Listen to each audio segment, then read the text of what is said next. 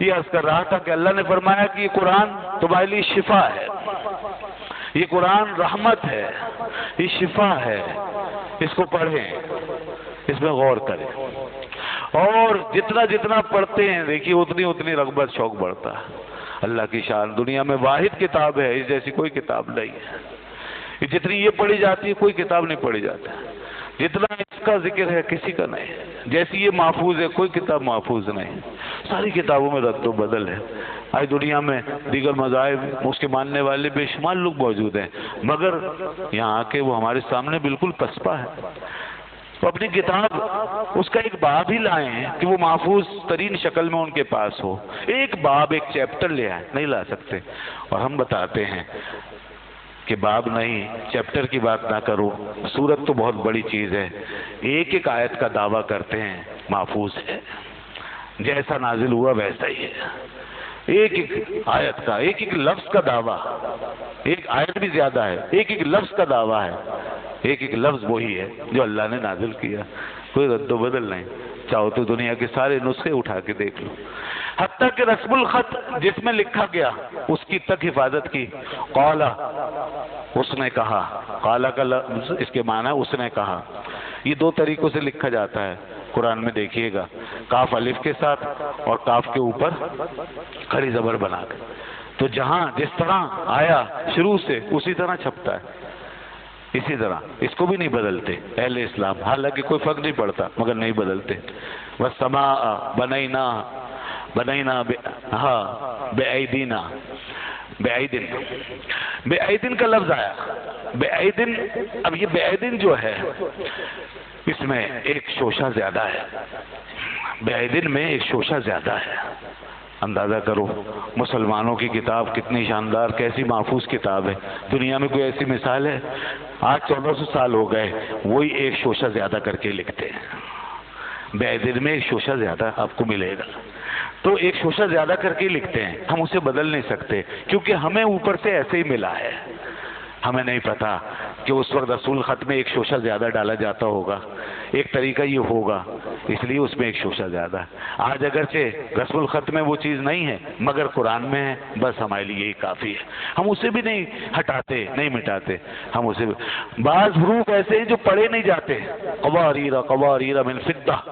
اب قواریرا پہ الف لگا ہوا ہے، اس کے اوپر کاٹس کا نشان ہے، کراس بنا ہوا ہے، یہ کٹا ہوا ہے، الف کے اوپر نشان بنائیں گے مگر الف لکھیں گے، یعنی یہ نشان جو ہے یہ کہتا ہے کہ یہ پڑھنا نہیں ہے، یہاں الف نہیں پڑھنا، یہاں صرف زبر پڑھنا ہے، مگر الف لکھیں گے، لکھیں گے، آج تک لکھا آ رہا ہے، اب تک لکھا آ رہا ہے، ہم اسے پڑھتے نہیں مگر لکھتے ہیں۔ ایسی کتنی مثالیں ہیں، یہ ہے اللہ کا کلام، اس کا ایک ایک حرف ایسے محفوظ ہے جناب کہ دنیا میں کوئی چیز اس طرح محفوظ نہیں ہے، یہ ہمارا دعویٰ ہے۔ مامون رشید کا زمانہ تھا، وہ علماء کی مجلس لے کے بیٹھتا، دانشور علماء اب کے دربار میں جمع ہوتے اور ایک باقاعدہ محفل ہوتی تھی اور اس میں علم گفتگو ہوتی۔ مامون رشید خود بڑا مطالعے وغیرہ کا عادی تھا اور علم وغیرہ سے بڑی دلچسپی رکھتا تھا۔ آج کل کے حکمرانوں کو تو خیر علمی محافل مجالس کا شعور ہی نہیں ہے، یہ خود ان کا اپنا کیا حال ہے، کتنی کتابیں، کیا بس جو پڑھ لیا کبھی، اس کے بعد تو پھر علم سے کیا تعلق، کیا کچھ بھی نہیں، اور دانشوروں کے بیچ بیٹھنا یہ تو آج کی دنیا میں بالکل ختم ہی ہو گیا۔ اس لیے اب حکمرانی کیا ہے، بس یہ جو کچھ ہو رہا ہے تماشا، کھیل تماشا ہے، کچھ نہیں ہے۔ تو پہلے کسی بھی طرح کے لوگ ہوں، چاہے وہ سپاہی ہوں، فاتح ہوں، جنگجو ہوں، چاہے تیمور لنگ جیسا آدمی، غور کیجئے علماء کی خوشبو سونگھتا پھرتا تھا، تیمور لنگ جیسے لاشوں کے انبال لگا دیے مگر اہل علم کا قدردان تھا، بڑا قدردان تھا، اس نے شہر کے شہر بسا دی۔ تو مامون رشید بھی علم کا بڑا قدردان تھا، اس نے مجلس لگائی، اس میں ایک دفعہ ایک شخص آیا جو بڑا خوش شکل، خوش پوشاک تھا اور بہت ہی پڑھا لکھا شخص تھا، معلوم ہوا کہ وہ یہودی تھا، مسلمان نہیں تھا، یہودی تھا۔ لوگوں کی دلچسپی اس بات کی طرف ہوئی کہ کاش یہ مسلمان ہوتا، اتنا خوش شکل آدمی، اتنا پڑھا لکھا اور اتنی اچھی گفتگو کرنے والا، کاش یہ مسلمان ہوتا۔ مامون رشید نے اس سے پوچھا کہ تم مسلمان کیوں نہیں ہوتے؟ اس نے کوئی جواب نہیں دیا اور بڑی بے نیازی کے ساتھ وہاں سے چلا گیا۔ اگلے سال وہ پھر آیا، جب پھر وہ محفل لگی تھی تو وہ پھر آیا، جب وہ آیا تو اس نے بتایا کہ میں مسلمان ہو چکا ہوں، میں نے کلمہ پڑھ لیا، میں مسلمان ہو گیا، وہ ایمان لے آیا۔ مامون رشید نے اس سے پوچھا کہ ہم نے جب تم سے کہا تھا کہ تم مسلمان ہو جاؤ تو تم نے کوئی جواب نہیں دیا تھا، اب کیا وجہ ہوئی اور کیا سبب ہوا ہے؟ اس نے کہا امیر المومنین بات یہ ہے کہ آپ نے جب مجھ سے یہ کہا تو اس وقت تو میں نہیں، میرا سینہ کھلا ہوا تھا، اس وقت میں نے جواب نہیں دیا، لیکن بعد میں میرے دل میں یہ خیال آیا کہ مجھے اس کے بارے میں سوچنا چاہیے اور مجھے اس کا خود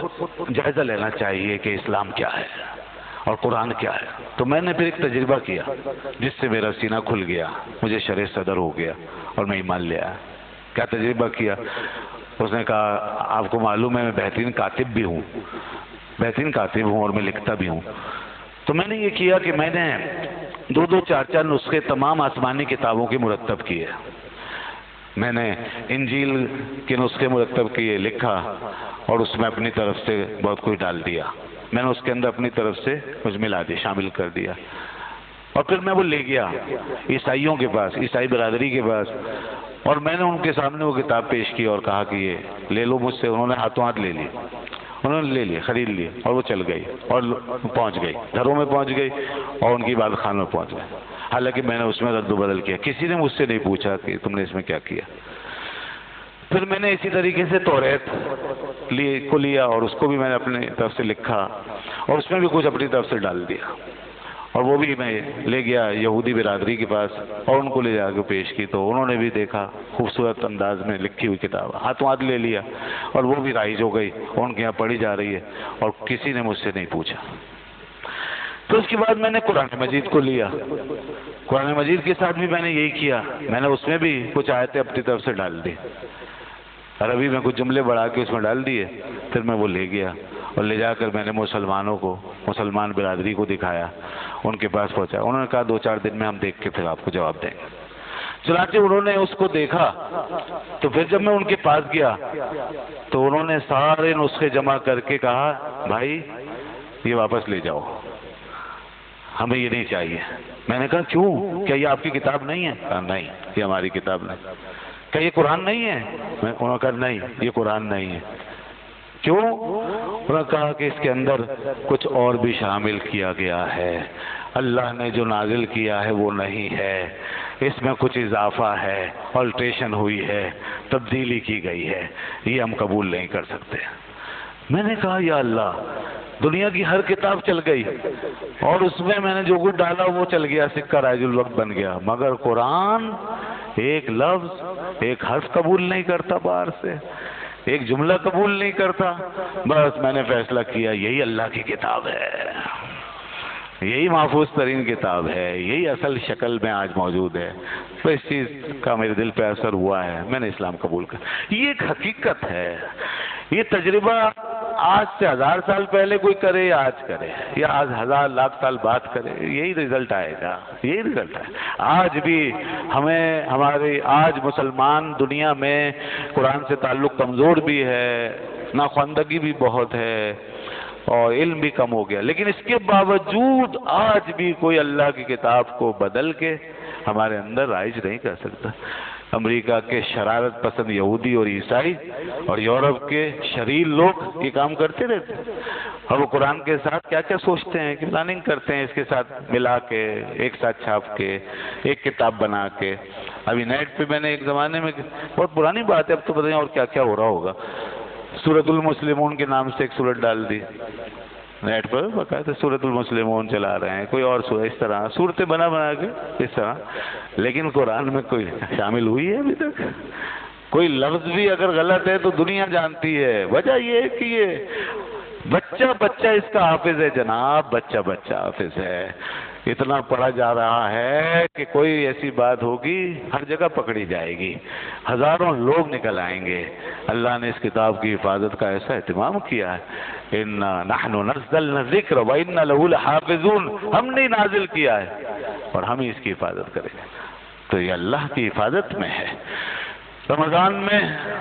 کتنا پڑھنے والے نکلتے ہیں، کہاں نہیں پڑھا جا رہا ہوتا، کیا ماحول۔ رمضان اور قرآن کا چولی دامن کا ساتھ ہے، روزے اور قرآن کو بڑی آپس میں ہمانگی ہے، دنیا میں بھی آخرت میں بھی۔ یہ رمضان آتا ہے، روزہ قرآن ساتھ ساتھ ہوتے ہیں، آپ روزے میں ہوتے ہیں اور قرآن پڑھتے ہیں، اور رمضان میں قرآن سنتے ہیں، تراویح کا سلسلہ ماحول ہوتا ہے۔ اسی لیے حدیث میں آیا قیامت کے دن روزہ اور قرآن دونوں ایک ساتھ اللہ کی بارگاہ میں حاضر ہوں گے، قیامت کے دن دونوں ایک ساتھ حاضر ہوں گے اور شفاعت کریں گے۔ روزہ کہے گا اے میرے رب، میں نے اس بندے کو دن بھر بھوکا پیاسا رکھا، کھانے سے روکا، پینے سے روکا، شہوات سے روکا، اے میرے رب میں اب اسے جہنم میں جانے نہیں دوں گا، میری شفاعت، میری سفارش اس کے حق میں قبول کر لے۔ یہ روزہ کہے گا۔ پھر قرآن آگے بڑھ کے کہے گا اے اللہ، اس نے میری وجہ سے راتوں کی نیندیں قربان کی اور مجھے رات کے پہلوؤں میں کھڑے ہو کے اس نے پڑھا، سنا، پڑھا، میں نے اسے نیند سے روکا، بستر سے روکا، آرام سے روکا۔ جب آپ تراویح پڑھنے آتے ہو تو ایک دو گھنٹے تک قرآن سننے کے لیے بیٹھتے ہو، اسی قرآن کے لیے، اور یہ قرآن گواہ ہے،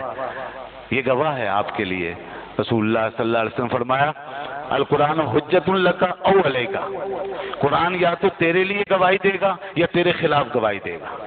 جو باتیں میں نے پہلے بیان کی ہیں، جو قرآن پاک میں کچھ لیا کچھ چھوڑ دیا، وہ جو میں نے پہلے بتایا وہ راستہ ہے جس کے خلاف قرآن گواہی دے گا، وہ طبقہ جس کے خلاف قرآن گواہی دے گا اگر کوئی ایسا کرے گا، اور کچھ لوگ وہ ہوں گے جن کے حق میں قرآن گواہی دے گا، تو وہی ہیں جو قرآن کے ساتھ انصاف کرتے ہیں، اللہ کی آیتوں کو پورا مان کے اس کے مطابق عقیدہ بنا کے پھر اس کو سنتے ہیں اور راتوں کو کھڑے ہوتے ہیں۔ تو یہ قرآن کہے گا اے اللہ، میں نے ان کو بستروں سے الگ کیا تھا، میں نے ان کی نیندیں اجاڑی تھی، میں نے ان کو سونے نہیں دیا تھا، یہ مجھے پڑھتے تھے۔ اور خوش نصیب ہیں وہ لوگ جو رات کو تہجد میں اٹھ کے پھر پڑھتے ہیں، لمبے لمبے قیام کرتے ہیں، وہ سب اس میں داخل ہو جائیں گے۔ میں آج اس کو جہنم میں نہیں جانے دوں گا۔ اللہ تعالیٰ